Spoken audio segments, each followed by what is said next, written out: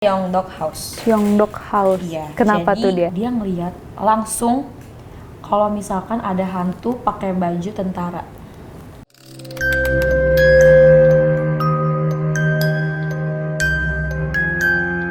Hai Zat Kacinggu, balik lagi sama aku Syahi. Aku Nami.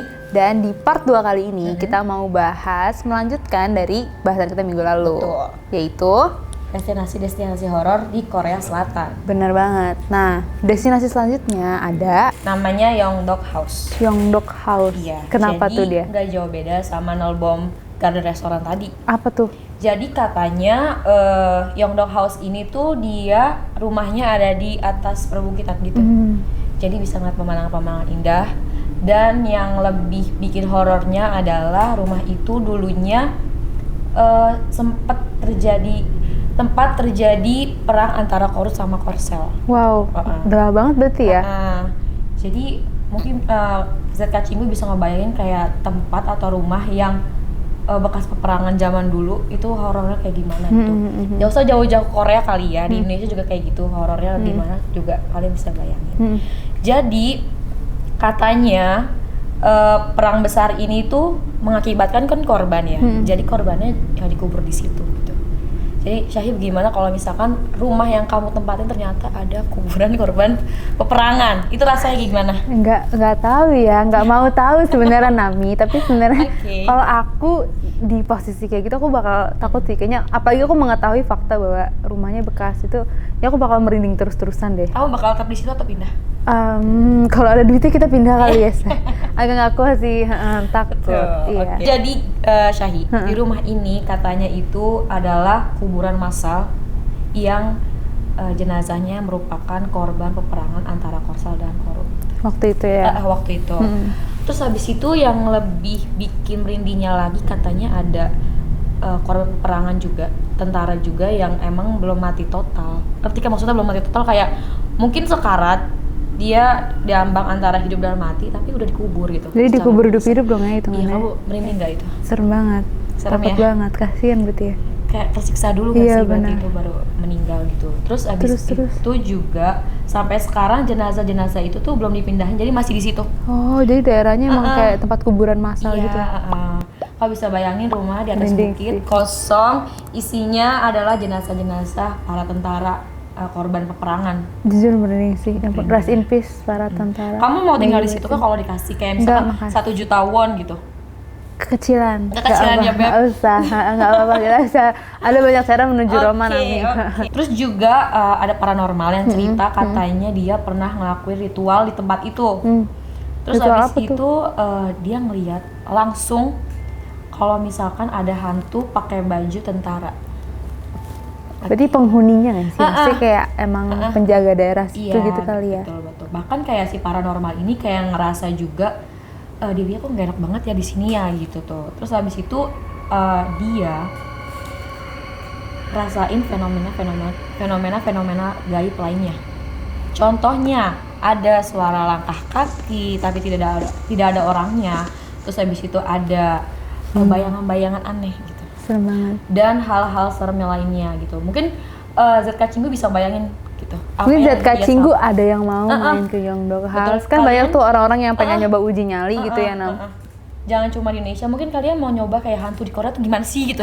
Para kayak menguji nyali kalian di Korea dan rumah angker kayak gitu gimana sih rasanya gitu. Nih, emang serem sih, tapi aku juga punya nih terakhir nih. Kenapa? Pasti di sini kamu juga pernah dengar. Soalnya ini cerita ini udah sampai dibikin film, Nam. Namanya Gonjiam RSJ. Jadi dia kayak mental hospital gitu. Namanya Gonjiam. Dia udah ada filmnya, mungkin ZK Cinggu udah pernah ada yang nonton. Jadi rumah sakit jiwa Gonjiam ini dulu punya reputasi yang sangat baik. Jadi RSJ ini lokasinya dikelilingin di daerah pemukiman penduduk. Nah, jadi mudah banget untuk diakses dan banyak kalau ada yang punya keperluan tuh bisa langsung ke rumah sakit itu. Rumah sakit itu cukup besar dan pada zaman itu kan udah lama ya, banyak tentara-tentara yang PTSD gitu yang kena depresi kan akibat peperangan diobatinnya di rumah sakit Gonjiam. Nah, tapi sampai tahun 1990-an itu tiba-tiba rumah sakitnya tutup aja gitu secara tiba-tiba. Kayak pemiliknya tiba-tiba kabur dan hilang aja gitu, kayak nggak jelas gitu, nggak ada Dari teori yang paling serem gitu. Jadi katanya kenapa sih yang punya ini meninggalkan secara misterius, ternyata banyak korban-korban yang meninggal dari rumah sakit Gonjiam tersebut. Tapi meninggalnya bukan karena sakit, kayak lama-lama gitu, kayak lama-lama meninggalnya tuh nggak cuma pasiennya aja, tapi perawatnya, dokternya lama-lama meninggal satu persatu. Jadi nggak cuma pasien? Nggak cuma pasien gitu. Nah, ada isunya gitu, ada gosipnya mengatakan kalau ada praktek dokter gila dari situ. Jadi si dokter ini tuh dia ngelakuin eksperimen kepada orang-orang yang ada di rumah sakit itu. Eksperimen, jadi dicoba-coba. Kurang tahu sih eksperimen apa, tapi ya dia mencoba-coba gitu kepada orang-orang yang ada di situ. Nah, bukan cuma alasan itu aja, tapi karena ada juga alasan yang katanya karena nggak bener ngatur limbah rumah sakitnya, jadi kena denda lah, kena apa. Jadi katanya sebenarnya bilang kalau itu adalah alasan finansial. Tapi ya nggak tahu juga ya sampai saat ini kayak gimana, karena isunya kan begitu gitu deh. Kalau misalkan aku tanya sedikit sama Syahid, kamu pernah nonton filmnya? Pernah. Di mana? Di rumah. Sendirian kah? Enggak dong, kita kurang seberani itu Nami. Tapi sampai habis? Sampai habis, kita pemberani sampai habis.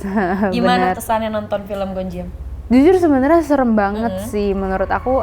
Di filmnya juga dibuat dengan baik, dan itu juga based on true story kan. Karena saat ini juga keadaan rumah sakitnya pun berantakan banget, udah usang, udah karatan, ada sisa obat juga loh, bahkan sisa-sisa obat tuh ada gitu, tempat-tempatnya tuh masih ada gitu.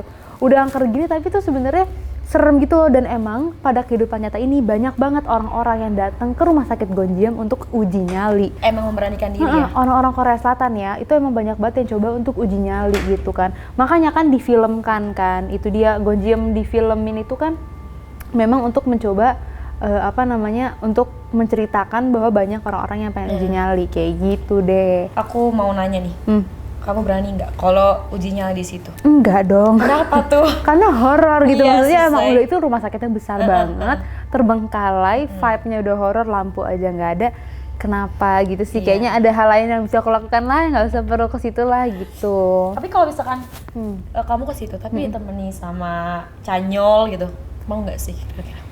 Ganti destinasi aja bisa nggak sih? Kalau Yongmalen masih boleh deh, Yongmalen masih nggak apa-apa, dulu bekas main gitu ya. Kalau kesini nggak kayak ngapain sih Pak? Coba Nami pergi sama siapa BTS gitu berdua mau? Nggak sih. Ngapain kan Nami? Saya mendingin di rumah aja. Bener kan, di rumah aja guys. Gitu Pak. Pandemi. Tapi ya intinya begitu deh. Nah BTW Nami, kan sebenarnya banyak banget orang yang pergi ke sana untuk uji nyali kan. Betul. Padahal sebenarnya akses untuk masuk ke dalam rumah sakit ini tuh udah ditutup semua. Jadi orang-orang itu tuh bener-bener pinter-pinter aja nyari-nyari celah untuk masuk. Pintu kayak pakainya celah Nap. Jadi kayak jalan tikusnya gitu. Iya, maksudnya udah jalan tikus kan emang daerah pemukiman ya. Cuman karena rumah sakitnya ini udah ditutup secara permanen, masih lah ada yang kayak pintu yang digembok nih tapi masih bisa nyelip gitu loh. Kayak dinding-dinding bolong. Iya kayak gitu. Jadi mereka masuknya ke dalam situ. Padahal untuk warga warlocknya nih, warga sekitar rumah sakit Gonjiam ini, mereka tuh biasanya nggak pernah menjawab dengan benar. Misalkan ada orang yang nanya, Gonjiam ada di mana sih gitu.